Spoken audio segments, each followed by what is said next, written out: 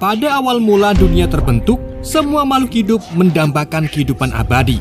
Namun mereka tidak menyadari bahwa istana surga di puncak langit hanya bisa berdiri karena sokongan pilar surgawi yang terus berfungsi. Domu Yuanjun, sang Dewi Bintang, dikenal sebagai wanita besi yang mewakili kekuatan surga.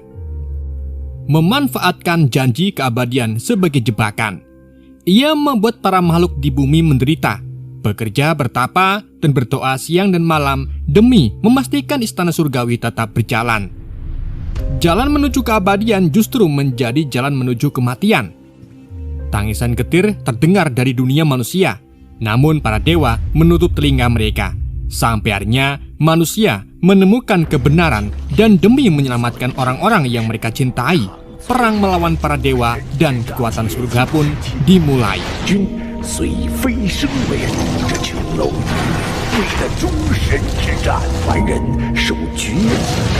Cerita berlanjut di desa Qingya yang hancur lebur akibat dijadikan sebagai medan perang oleh Sun Wukong.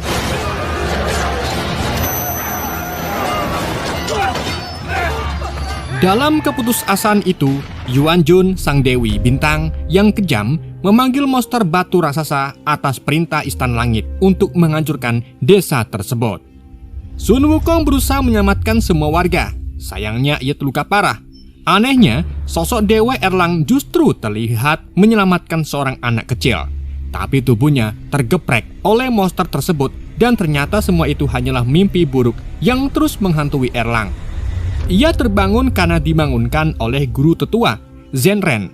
Erlang kesal karena gurunya selalu mengintip mimpinya.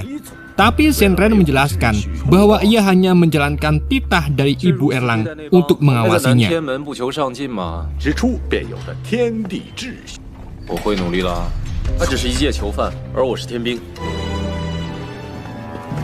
Di tempat lain, Sun Wukong menerima undangan dari Kekaisaran Langit untuk menjalankan tugas baru menjaga kuda langit. Di sana ia disambut oleh 3 dewa yang mencibirnya karena menurut mereka sesama binatang hanya pantas menjaga binatang. Wukong menahan diri karena misi utamanya bukanlah menjaga kuda, melainkan menyusup demi menyelamatkan para manusia di penjara langit.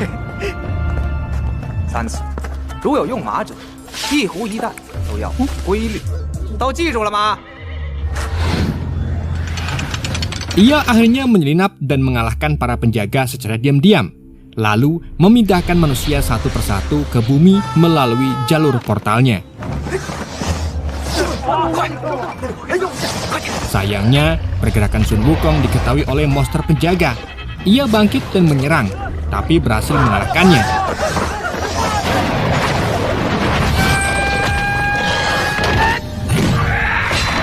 Semua manusia pun berhasil diselamatkan, kecuali 1 orang yang menolak pergi.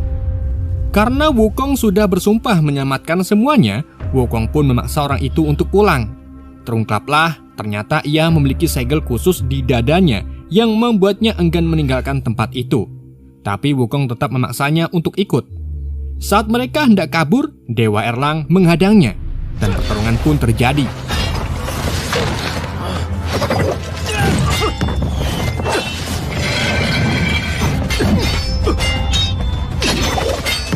Kekuatan Sun Wukong jelas jauh di atas Erlang, bahkan ia kebal terhadap tombaknya. Saat Wukong hampir membunuh Erlang, orang tadi justru menghentikannya. Ia memohon kepada Wukong untuk melepaskan Dewa Erlang dan dengan balasan akan menuntut dan pulang bersamanya. Setelah berhasil menyelamatkan pria itu, Sun Wukong membawanya ke gua Hua Guo rumahnya. Di sana mereka disambut hangat oleh para kera. Saat suasana mulai mencair, Sun Wukong mencoba menggali informasi soal gosip yang berada di langit mengenai hubungan rahasia antara adik perempuan Kaisar Langit dan seorang manusia. Kabarnya hubungan terlarang itu bahkan menghasilkan seorang anak. Sun Wukong bertanya secara belak-belakan apakah rumor itu benar. Namun orang yang ditanya langsung mengamuk dan mengancamnya. Ternyata Sun Wukong hanya menggoda karena ia sudah tahu siapa orang itu sebenarnya. Pria tersebut adalah Yang Tianyou, manusia yang melakukan sekletep dengan putri Yunhua, adik Kaisar Langit. Sun Wukong lalu menawarkan tempat khusus yang diyakini bisa melepaskan segel penjara Istana Langit yang masih membekas dalam tubuh Tian Yao.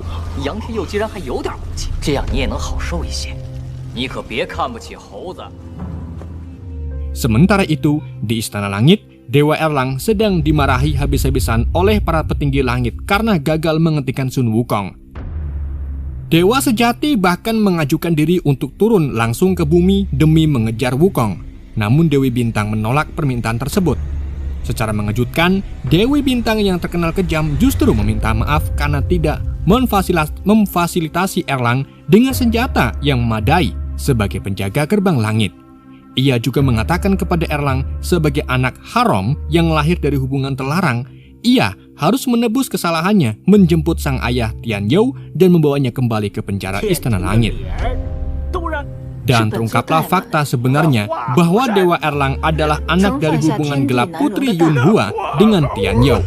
Untuk memperkuat Erlang, Dewi Bintang pun memberikan senjata baru sebuah tombak pedang bermata dua.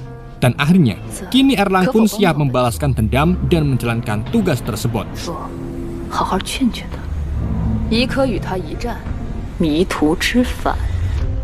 Di tempat lain, Sun Wukong menepati janjinya pada Tian Yao dengan membawanya ke desa Qianya, tempat yang 100 tahun yang lalu menjadi medan perang.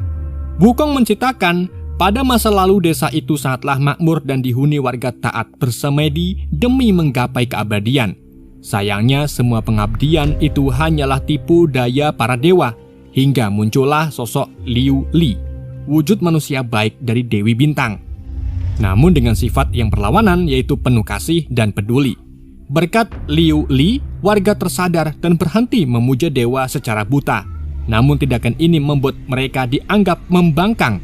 Sebagai akibatnya, penduduk desa pun dimusnahkan dan kini hidup sebagai iblis dan yang selamat ditahan di Istana Langit menjalani siksaan.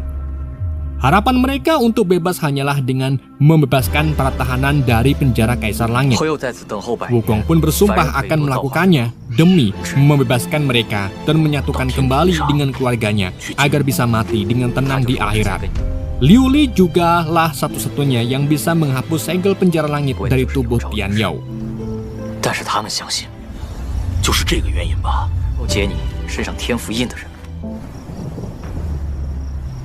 Dan setelah menunggu lama dalam dingin, tiba-tiba ratusan iblis muncul dari tanah. Mereka mendekati Wukong dan Tian Yao, hingga akhirnya sosok Liu Li benar-benar muncul. Setelah mendengar penjelasan kondisi terkini dari Wukong, Liu Li langsung menghapus segel dalam tubuh Tian Yao. Tapi tiba-tiba Dewa Erlang datang dan menyerang mereka. Namun, Liu Li tidak menganggapnya ancaman serius. Erlang dianggap hanya seorang ksatria rendahan. Dengan mudah, Liu Li pun menghindari serangannya. Setelah Wukong menyebutkan bahwa Erlang adalah anak setengah dewa, Liu Li pun penasaran. Ia menekan cakra di tubuh Erlang untuk mengintip masa lalunya. Dan tanpa disangka, tindakan itu justru membangkitkan kekuatan besar dalam diri Erlang. Para iblis pun mengepungnya. Kemudian Liu Li mulai memprovokasinya dengan membuka kisah kelam masa lalunya di mana sang ibu Putri Yuanhua mengasingkan diri ke Gunung Persik karena malu, sementara ayahnya menderita di penjara Kaisar Langit. Erlang pun tumbuh dalam diskriminasi dan bulian di Istana Langit.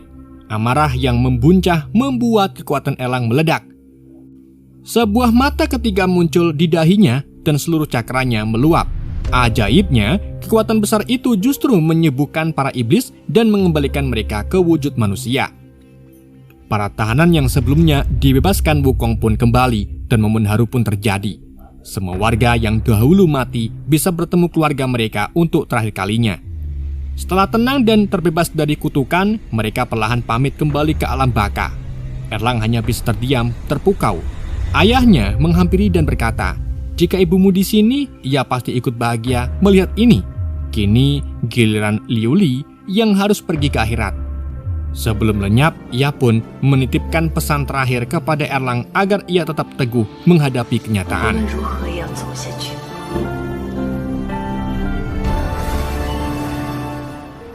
Di keesokan harinya, Erlang terlihat termenung penuh kebingungan. Ayahnya, Yang Tian Yao, datang menghampiri dan memintanya untuk kembali ke Istana Langit. Tian Yao tidak ingin anaknya memberontak karena itu hanya akan membuat hidupnya dikejar dan menderita.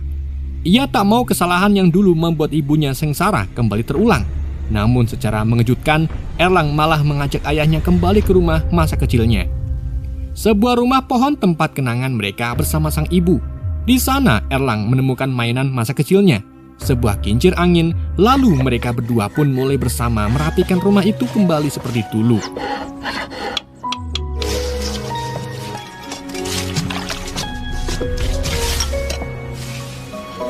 Saat malam tiba, setelah seharian lelah bersih-bersih, Tianyu memasakkan makanan favorit Erlang waktu kecil untuk Maem. Mereka pun mengenang sang ibu yang ternyata adalah Dewi Angin. Meski tidak di samping mereka, Erlang masih bisa merasakannya lewat hembusan angin.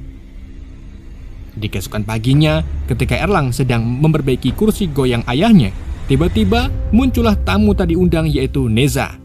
Ia datang menantang Erlang untuk menjemput mereka kembali ke istana. Namun Erlang dengan mudah menendangnya kembali ke langit. Neza lalu melapor kepada para dewa, hanya Erlanglah yang telah mengalahkannya. Mendengar itu, dewa sejati dengan semangat mengajukan diri untuk turun menyerang. Sayangnya tubuhnya yang sudah rentan tidak mampu menahan semangatnya. Ia batuk-batuk hebat lalu pingsan bahkan sebelum berangkat. Melihat situasi makin rumit, Zanren, guru tertua sekaligus orang bijak di antara para dewa, akhirnya memutuskan untuk turun ke bumi. Ia berniat menasihati Erlang secara langsung agar tidak terjadi bencana yang lebih besar. Karena jika Dewi Bintang sampai mengetahui semua ini, keselamatan muridnya bisa terancam. Saat sedang mencari kayu bakar bersama ayahnya, Erlang bertemu dengan kakek tua yang sedang mengubur ikan emas kesayangannya. Erlang pun menyuruh ayahnya untuk pulang lebih dulu, sementara ia membantu kakek itu. Barulah terungkap bahwa kakek itu adalah Zanren gurunya. Ia memberi nasihat kepada Erlang jangan sampai Erlang seperti ikan emas yang melompat dari ember hanya untuk mati sia-sia. Namun Erlang menjawab bahwa daripada hidup menderita dalam ember, lebih baik melompat dan melihat dunia meski harus mati. Mendengar jawaban itu, Zanren pun melanjutkan nasihatnya bahwa Dewi Bintang sosok yang tahu segalanya. Ia tidak akan bisa lari darinya, karena 100 tahun yang lalu, Kaisar Langit memintanya untuk menjaga 3 alam dan keseimbangannya. Tapi sisi manusiawinya membuatnya tampak lemah. Untuk menjaga harga diri kedewaannya, ia pun menyegel sisi kemanusiaannya ke dalam kehampaan yang menyebabkan Dewi Bintang menjadi sosok yang tegas dan kejam seperti sekarang. Tapi tanpa disangka, sisi itu berhasil melarikan diri dan menjadi Liu Li, sosok yang penuh cinta dan harapan. Dari sanalah perang besar 100 tahun yang lalu dimulai. Ketika Liu Li membangunkan sekutu, menurut Zanren, Erlang masih punya kesempatan untuk memperbaiki semuanya. Syaratnya hanya satu, ia harus membawa Sun Wukong ke Istana Langit dan meminta Wukong mengakui kesalahannya. Karena Wukong telah melepaskan Tianyou dari tahanan, maka ia harus bertanggung jawab. Jika dibiarkan, Erlang, Wukong, dan Tianyou akan ikut dihukum oleh kekejaman Dewi Bintang.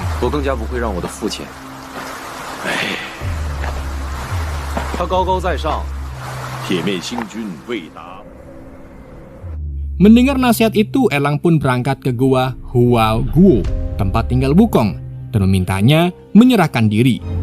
Permintaan itu pun membuat Wukong marah besar dan menghajar Erlang.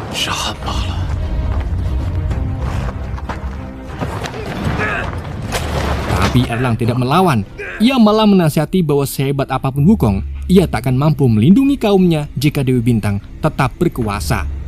Erlang kemudian mengajaknya bersama-sama menghadapi Dewi Bintang.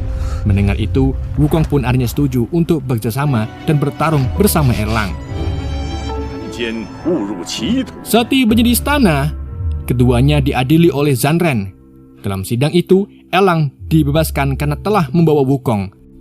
Sedangkan Wukong hanya dihukum menjaga kuda kerajaan selama 500 tahun. Sebagai bentuk pengampunan surgawi, Wukong pun menerima hukuman itu. Namun, salah satu dewa tiba-tiba menyuruhnya berlutut dan memohon ampun. Wukong tentu saja menolak. Sifat brutalnya pun mulai muncul kembali. Tapi tiba-tiba semuanya berubah saat Dewi Bintang datang membawa manusia yang sebelumnya diselamatkan oleh Wukong. Ternyata mereka berhasil dengan mudah ditangkap kembali. Dewi Bintang pun sudah mengetahui semua rencana Wukong dan Liu Li sejak awal. Saat Wukong lengah, ia tiba-tiba langsung disegel menggunakan tombak emas berputar. Erlang pun mencoba menolongnya, Tapi Dewi Bintang malah menawarkan sebuah pil keabadian untuk membuat ayahnya menjadi dewa. Dewi Bintang pun menjelaskan, jika Tianyu menjadi dewa, maka ibunya tidak perlu lagi bersembunyi dan mereka bisa hidup bahagia bertiga. Namun syaratnya, Erlang harus membunuh Wukong.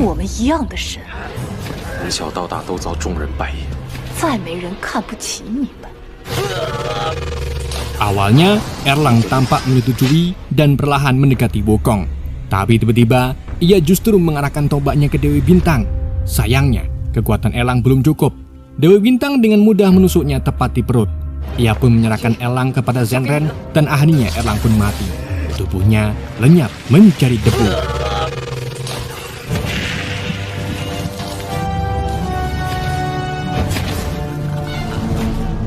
Keesokan harinya, Dewi Bintang bersiap melaksanakan eksekusi terhadap Sun Wukong. Ia menyegelnya ke dalam kendi neraka. Di dalam sana, Wukong nampak sangat tersiksa. Sementara dari luar, Dewi Bintang menyalahkan Wukong atas semua tragedi. Baik itu pembantaian di desa Qingya, kematian Erlang, dan segala kejaman yang terjadi, baginya semua itu bukanlah kejahatan, melainkan kesalahan Wukong yang membangkang pada aturan Istana Langit.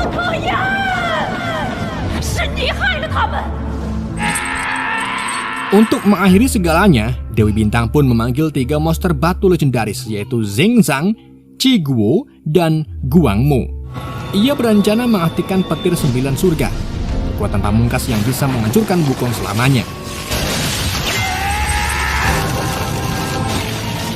Namun di saat yang sama, berpindah ke tempat di mana debu tubuh Erlang.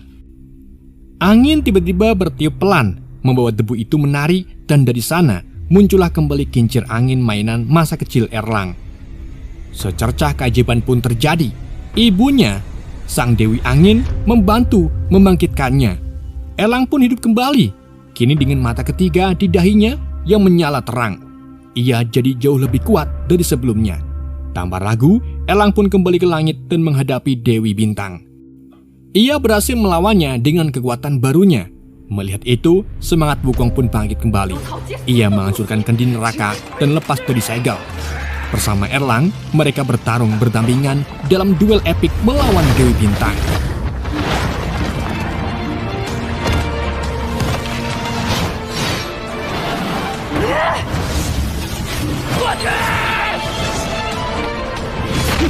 Berkat kerjasama mereka yang luar biasa, Dewi Bintang pun akhirnya berhasil dikalahkan.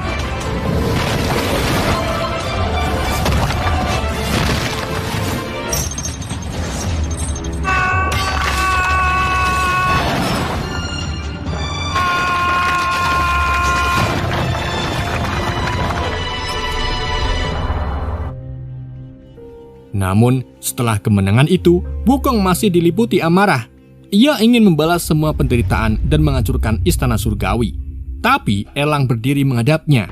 Menurutnya, kesalahan ini bukan karena istana surga, melainkan Dewi Bintang sendiri.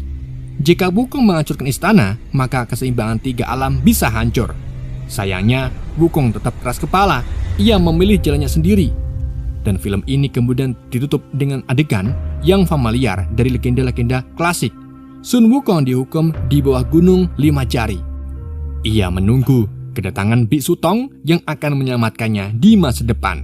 Sementara itu, Erlang Shen kini resmi menjadi dewa penjaga istana langit, menjaga harmoni dan keseimbangan alam.